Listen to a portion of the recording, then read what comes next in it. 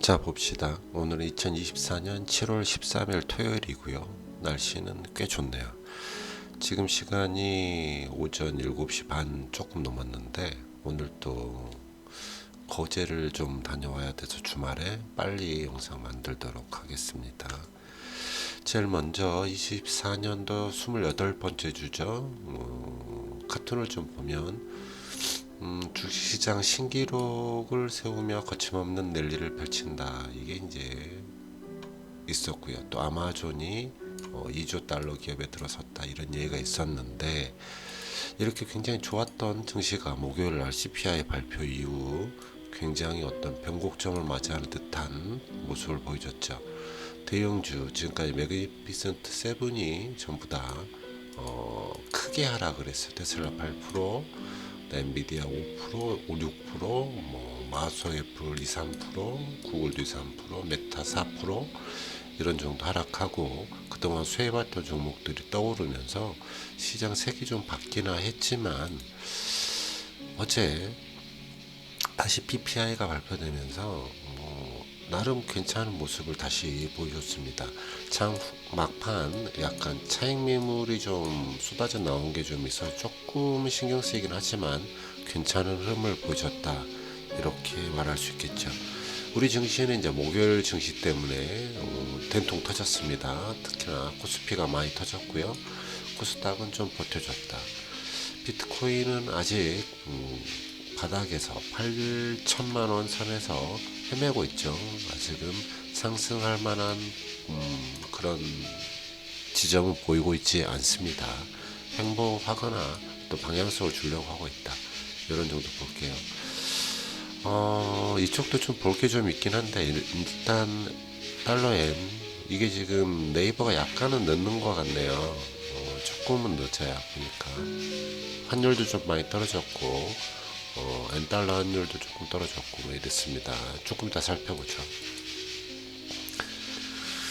코스피는 조정을 받았지만 주봉이죠. 주봉으로 보면 역시나 아직 상승할 수 있는 여력을 갖추고 있다.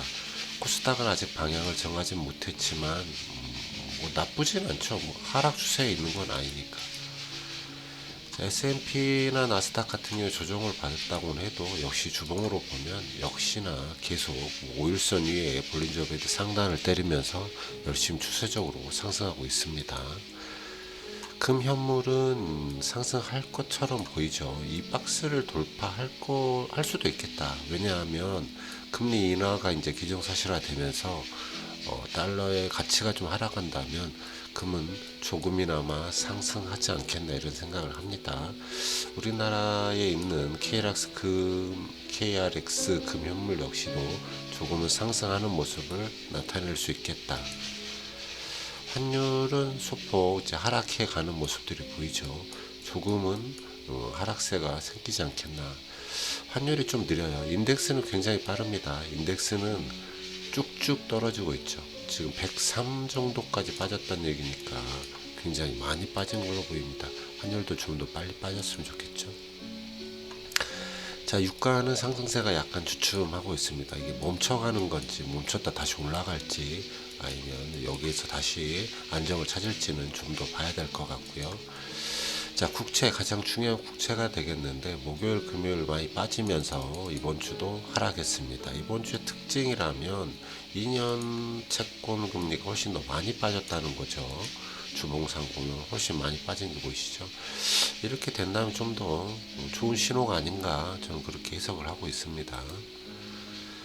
그리고 장단기 금리차는 뭐 여전히 좀 벌어져 있지만 많이 줄여놓은 상태고 PMI가 아니고 CPI가 발표가 됐어요. 목요일날. 그래서 이건 예측보다 3.1보다 훨씬 더 적게 나왔고 코어 CPI 역시 0.2보다 0.1로 적게 나와서 굉장히 환호를 했으나 그날은 빅세븐은 굉장히 하락을 했고요. 그 다음에 러셀 2000은 굉장히 상승하는 그런 시장을 보여줬죠. 그래서 약간의 변곡점이 있는 것 같다 이렇게 생각을 했고요. PPI가 어제 발표가 됐죠. 금요일장에 예측보다는 살짝 높게 나왔습니다. 이것 때문에 장 초반에 조금 떨어졌지만 어찌 또 해석을 달리하면서 다시 좋은 주가 흐름을 보여줬다.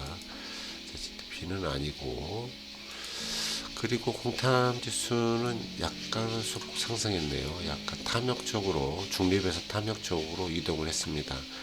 이 공탐 지수에 들어가면 6개인가 7개 이런 지표가 나오는데 그중에 이제 몇 개 우리가 볼만한 지표들을 좀 가져왔죠. 먼저 이제 풋콜 레이쇼를 보면 아직도 콜 옵션이 좀 더 많이 있다. 상방을 보는 사람들이 많이 떨어지긴 했어요. 그러니까 상방에 베팅하는 사람들 아직도 조금 더 있다는 뜻이겠고, 모멘텀 괜찮고요. 프라이스도 괜찮고, 물론 이제 볼륨은 좀 줄어들고 있긴 하지만 아직은 괜찮은 모습이라고 생각을 합니다. 빅스나 V코스피 어떤 변동성은 출렁출렁 했겠지만 어찌됐든 주목으로 봤을 때는 평온하다. 자, 구리도 약간 쉬어가는 모습을 보여줬죠. 구리도 약간 쉬어가는 모습을 보여주고 있지만 어떤 상승의 흐름이 조금 있는 게 아닌가 그런 생각을 저는 가지고 있습니다. 맵을 잠깐 보시겠습니다. 일주일치 맵을 보면 메타가 좀 많이 하락했고요. 넷플릭스 이런 종목들이 좀 많이 하락한 게 보이네요. 엔비디아 다시 회복했고 애플도 다시 돌아왔습니다. 이런 정도 보도록 하고요. 우리나라 맵을 봐도 우리나라는 에코, 리노, 호프스프, 에코프로 이런 종목도 좋았네요. LG에너지솔루션. 일주일 동안 삼성전자, 하이닉스가 좀 많이 타격을 받았죠. 자동차도 약간 타격을 좀 받았네요. HLB 다시 한번 떨어지고 있고요. 알테오전도 이게 지금 신규로 탐욕 종목에 들어갔는데 지켜봐야겠죠. 자, 일준제 계좌 인덱스를 잠깐 보면 같이 자산 자체는 약간은 소폭 상승을 했습니다. 지금 5종목 스파이, QQQ, 다이아 요렇게 그다음 코덱스 200, 코스닥 150 이 5개 종목의 평균은 11.07로 저번 주보다는 상승을 했어요. QQQ 그러니까 미국 주식만 세 종목만 들어갔다면 훨씬 좋았겠죠. QQQ는 살짝 소폭 하락했지만 우리나라의 어떤 지표 지수 자체 코스닥은 아직도 마이너스를 가리키지만 코덱스 코스닥 150 같은 경우에는 플러스권에 있다 이렇게 보이죠. 전반적으로 전략 계좌들을 봐도 조금씩은 상승한 게 아닌가. 그리드 계좌는 이제 탐욕 계좌랑 함께 쓰다 보니까 탐욕 계좌 자체는 상승을 했죠.